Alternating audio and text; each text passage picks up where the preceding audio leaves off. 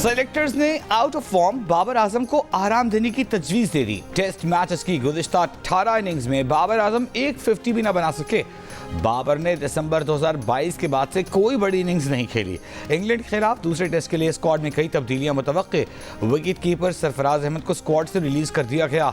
बाबर आजम की जगह कामरान गुलाम जबकि अबरार की जगह स्पिनर मेहरान मुमताज़ को टीम में शामिल किए जाने का इम्कान। टीम का ऐलान चेयरमैन पीसीबी मोहसिन नकवी की हतमी मंजूरी से होगा। पाकिस्तान और इंग्लैंड के दरमियान दूसरा टेस्ट मैच 15 अक्टूबर से खेला जाएगा। जियो सुपर सीरीज के तमाम मैचेस बराह रास्त नशर कर रहा है।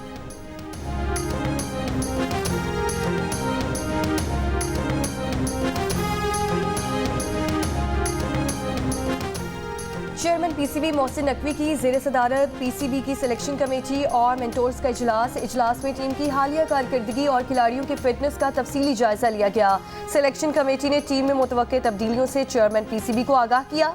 नए खिलाड़ियों की कारकर्दगी जांचने का अमल रवा सीरीज के इख्तिताम तक मुकम्मल करने पर इत्तेफाक। चेयरमैन पीसीबी मोहसिन नकवी की पिचेस का मायार भी बेहतर बनाने की हिदायत।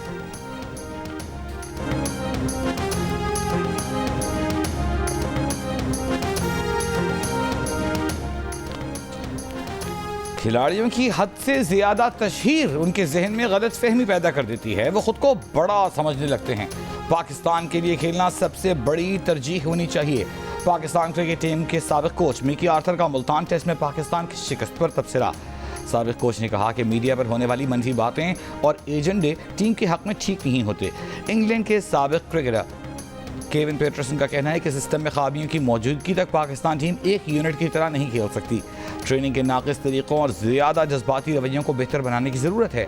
साबिक कोच मिकी आर्थर के बयान पर रद्द-ए-अमल में केविन पीटरसन ने कहा कि पीएसएल में खिलाड़ी सही तरीके से ट्रेनिंग नहीं करते थे, जीत और हार से जज्बाती हो जाते थे। अगर ये कल्चर तब्दील न किया गया तो पाकिस्तान क्रिकेट टीम कभी बेहतर नहीं हो सकेगी।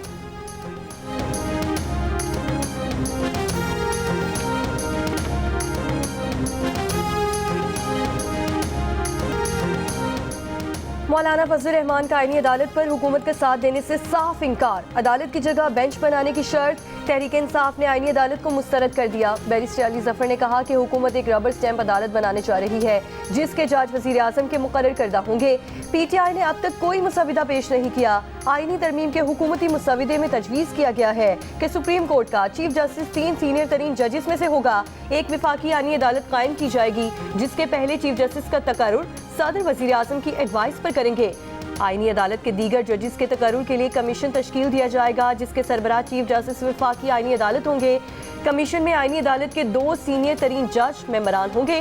विफाकी वजीर कानून, attorney general, supreme court bar का नुमाइंदा और 4 अरकान पार्लियामेंट कमीशन का मेंबरान होंगे। विफाकी आईनी अदालत का फैसला किसी भी अदालत में चैलेंज नहीं हो सकेगा। चारों सूबाई आईनी अदालत के फैसलों के खिलाफ अपील विफाकी आईनी अदालत में दायर हो सकेगी। 26वीं आईनी तरमीम के लिए हुकूमत और अपोजिशन के मुसविदों पर गौर के लिए वजीर कानून आजम नज़ीर तारड़ की सरबराही में ज़ैली कमेटी तश्कील।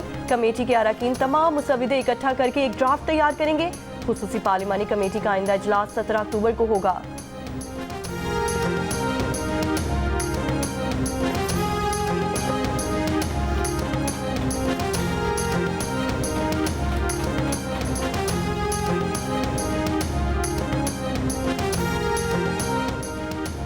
बिलावल भुट्टो जरदारी ने 26वीं आईनी तरमीम को बेहतर बनाने के लिए आवाम से तजावीज़ मांग ली। मुजव्वज़ा मुसव्वदा इंटरनेट पर शेयर कर दिया। एमक्यूएम पाकिस्तान का आईनी तरमीम की हिमायत के लिए बल्दियाती इदारों को बाइख्तियार बनाने का मुतालिबा। आईनी तरमीम के मौजूदा मुसव्वदे पर एमक्यूएम की क़यादत को एतमाद में लेने के लिए नायब वज़ीर आज़म इसहाक़ डार की सरबराही में मुस्लिम लीग नून का वफ़द आज कराची आएगा।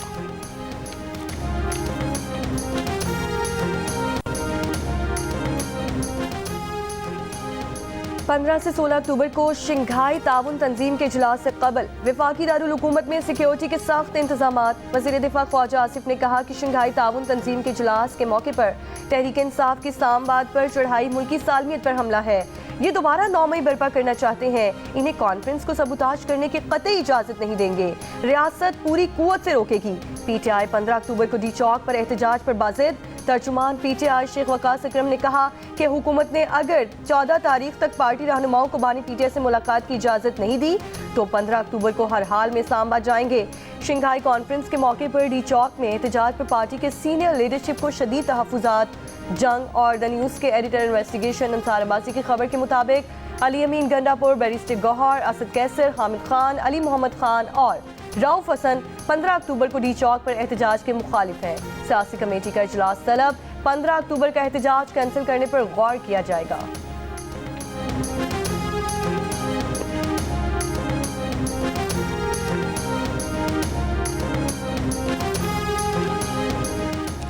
पीटीआई की डी चौक इस्लामाबाद में 15 अक्टूबर को एहतजाज की कॉल। टेक्सलाराबाद, गोजर खान, कलर सैदा में पुलिस के छापे, 7 कारकुन से हिरासत। राधा बशारत, साबिक एमपीए वहीद कासिम, मारिफ अब्बासी और राशिद हफीज के घरों पर छापे। पुलिस के मुताबिक दफा 144 के तहत एहतजाज रैली की इजाजत नहीं। एससीओ कॉन्फ्रेंस के लिए सिक्योरिटी हाई अलर्ट है।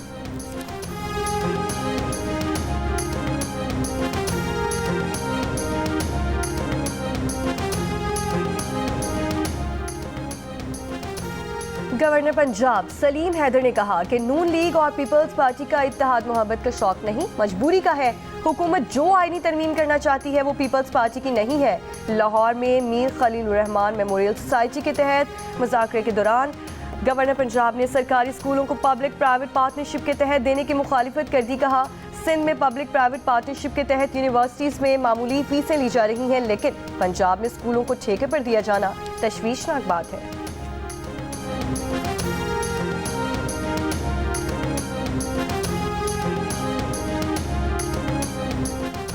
कराची में आज से 5 रोज के लिए दफा 144 नाफिज कर दी गई। जल्द से जुलूसों और रैलियों पर पाबंदी। महकमा दाखिला सिंध के नोटिफिकेशन के मुताबिक कराची में 17 अक्टूबर तक दफा 144 नाफिज कर दी गई है। 4 अफराद से जायद के जमा होकर एहतजाज पर पाबंदी। DIG साउथ ने कहा कि 3 तलवार से प्रेस क्लब तक किसी जमात को रैली निकालने का NOC जारी नहीं हुआ। रेड जोन और 3 तलवार के इलाके में रैली निकालने वालों के खिलाफ कानूनी कार्रवाई की जाएगी। पंजाब के 5 अजला में 12 से 14 अक्टूबर तक 3 दिन के लिए दफा 144 के तहत सियासी इज्तिमा धरने पर पाबंदी का निफाज DG खान, लिया, मुजफ्फरगढ़, राजनपुर, कोटा-2 में भी होगा।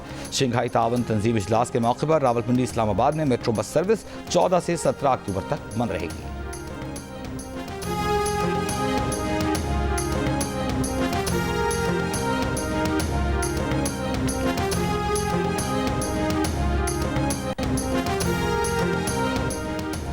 कराची के इलाके नॉर्थ नाजिमाबाद में ऑटो पार्ट्स के ताजिर को कत्ल कर दिया गया। CCTV वीडियो में देखा जा सकता है कि मोटरसाइकिल सवारों की फायरिंग से जख्मी होने वाला आसिफ गाड़ी चलाकर पहाड़गंज के करीब सड़क तक पहुंचा। मकतूल आसिफ को जख्मी हालत में हॉस्पिटल मुंतकिल किया गया, जहां वो दम तोड़ गया।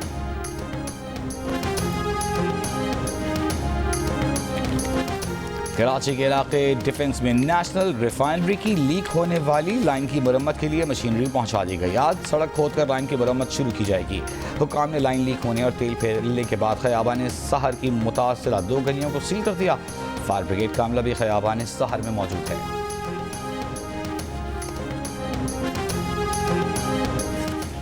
हैदराबाद के करीब कराची एक्सप्रेस की पटरी से उतरने वाली 2 बोगियों को अलग करके अब ट्रैक को बहाल कर दिया गया। मुख्तलिफ स्टेशन पर रोकी गई ट्रेनें चल पड़ी। हादसे में कोई जानी नुकसान नहीं हुआ।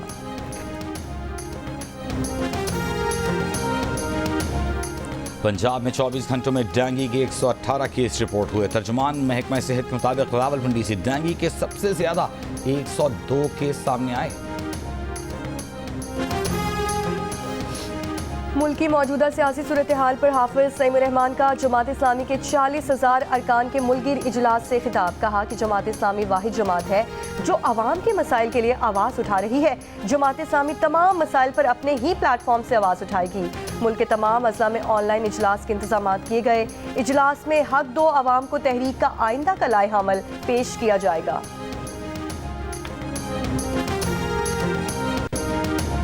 आज कुदरती आफात में कमी से आगही का दिन।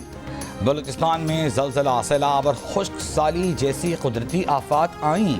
मौसर मनसूबाबंदी और आगही न होने की वजह से आफात से बलूचिस्तान में जानी और माली नुकसानात ज़्यादा होते हैं। सिर्फ 2022 के सैलाब में बलूचिस्तान में 350 अफराद जाँ बहक हुए। 400 अरब रुपए से ज़ायद का नुकसान हुआ। कुदरती आफात के खतरात में कमी के आलमी दिन पर वज़ीर आला पंजाब मरियम नवाज का पैगाम, कहा कुदरती आफात से निपटने के लिए शऊर और मौसर मनसूबाबंदी की ज़रूरत है। पंजाब हुकूमत अवाम के तहफ़्फ़ुज़ के लिए जदीद तकाज़ों के मुताबिक प्लानिंग कर रही है।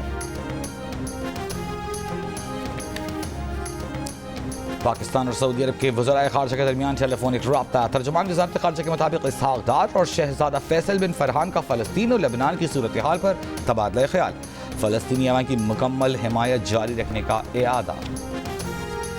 अमेरिका के रिपब्लिकन सदारती उम्मीदवार डोनाल्ड ट्रंप ने दावा किया है कि जो बाइडेन के खिलाफ बगावत की गई है, इनका तख्ता उल्टा गया है। रैली से खिताब में बोले कि जो बाइडेन इन्हें कामला हैरिस से ज्यादा पसंद करते हैं क्योंकि कामला ने इनकी जगह ली है। डेमोक्रेट सदारती उम्मीदवार कामला हैरिस ने बिल्कुल सेहतमंद होने से मुतालिक अपनी मेडिकल रिपोर्ट जारी कर दी। कहा डोनाल्ड ट्रंप अपनी तिब्बी रिपोर्ट जारी करने पर तैयार नहीं। बोली ट्रंप सदारती मनसब संभालने के लिए अनफिट है।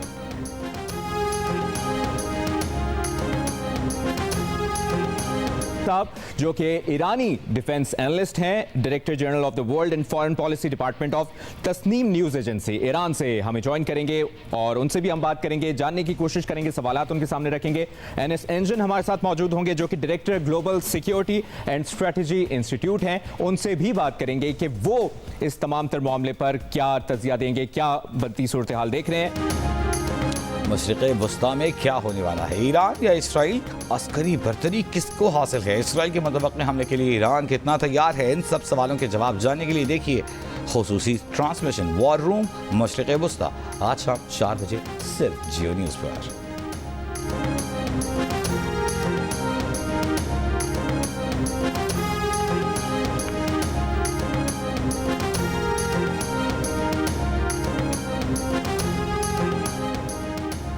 इसराइली फौज का जबालिया कैंप का मुहासरा जारी, कई मकानात को बम लगाकर उड़ाया गया।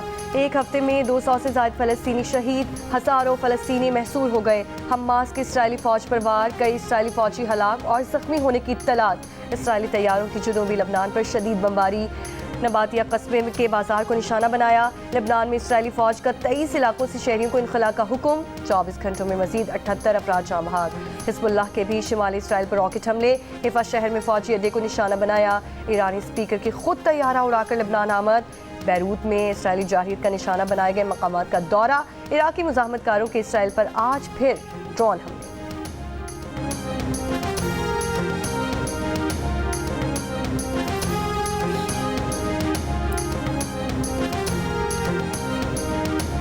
में इसराइली फौज के मुजालिम पर दुनिया भर में एहतजाज का सिलसिला जारी। बरतानिया में फ़लस्तीनियों के हक में मुजाहिरा, ग्लासगो में मुजाहिरीन का इसराइल के लिए फंडिंग रोकने का मुतालबा, आयरलैंड में फ़लस्तीन हामियों की रैली, इसराइल के हथियारों की फराहमी रोकने का मुतालबा, फ्रांस में फ़लस्तीनियों लेबनानियों से इजहारी यकजहती, पेरिस में सैकड़ों अफराद गज़ा और लेबनान में इसराइली जारहियत के खिलाफ सड़कों पर निकल आए। स्वीडन में भी फ़लस्तीन और लेबनान में इसराइल के हमले रुकवाने के लिए एहतजाज किया गया।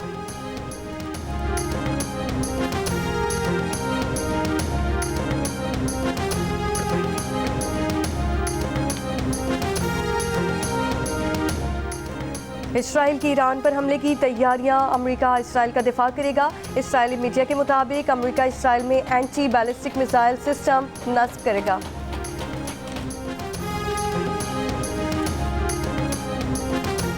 तल अवीव में हज़ारों अफराद की नेतन्याहू हुकूमत के खिलाफ एहतजाजी रैली, मुजाहिरीन का हुकूमत से यरगमालियों की रिहाई के लिए गज़ा जंगबंदी मुआहिदा करने का मुतालबा।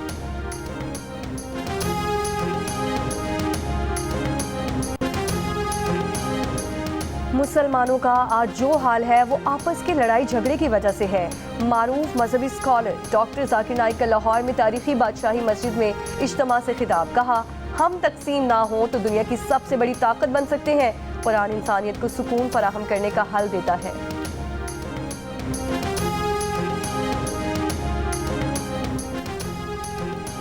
फ्लोरिडा में तूफान से अमवात की तादाद 21 हो गई। फ्लोरिडा में तूफान गुजरने के बावजूद 10 लाख से ज्यादा अफराद बिजली से महरूम।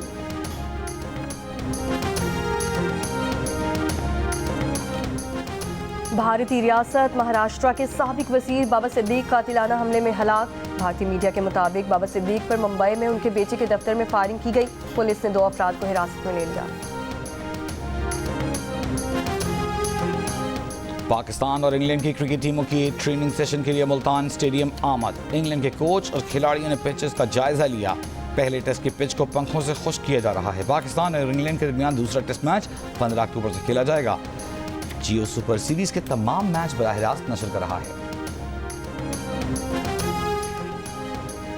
ICC women's T20 world cup में आज भी 2 मैच खेले जाएंगे। दोपहर 3 बजे इंग्लैंड और स्कॉटलैंड के दरमियान मुकाबला होगा। दिन के दूसरे और अहम मैच में भारत और ऑस्ट्रेलिया की टीमें आमने सामने होंगी। मैच शाम 7 बजे शुरू होगा। गुज़श्ता रोज खेले गए मैच में न्यूजीलैंड ने श्रीलंका को 8 विकेटों से हरा दिया। दूसरे मैच में जनूबी अफ्रीका विमेंस ने बांग्लादेश विमेंस को 7 विकेट से शिकस्त दी थी। और जो गाया, जिसके लिए भी गाया, वो गाना, वो किरदार अमर हो गया। बरसगीर पर अपनी आवाज़ से राज करने वाले किशोर कुमार को मद्दाहों से बिछड़े 37 बरस हो गए, लेकिन उनके गीतों का जादू आज भी बरकरार है।